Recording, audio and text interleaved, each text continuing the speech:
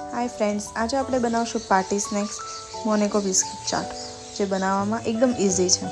તો તેના સ્ટફિંગ માટે સૌથી પહેલાં આપણે અહીંયા બાફેલા બટેકા મેં લીધા છે। બાફેલા બટેકાને મેશરની મદદથી મેશ કરી લઈશું। પછી તેમાં આપણે વેજીસ એડ કરવાની છે। વેજીસમાં મેં અહીંયા ટમેટા, કેપ્સિકમ અને કાંદા લીધા છે। તમે બોઇલ કોર્ન પણ લઈ શકો છો।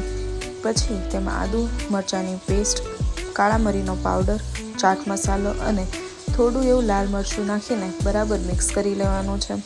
સ્ટફિંગ રેડી છે। હવે બિસ્કિટનું પેકેટ લઈશું અને બિસ્કિટ પર આપણે આ સ્ટફિંગ લગાવી લઈશું।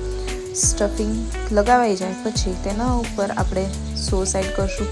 સોસ એડ થઈ જાય પછી તેને બીજા બિસ્કિટની મદદથી કવર કરી લઈશું અને સાઈડની કિનારીઓ ઉપર સેવ લગાવીને તેને ગાર્નિશ કરી લઈશું।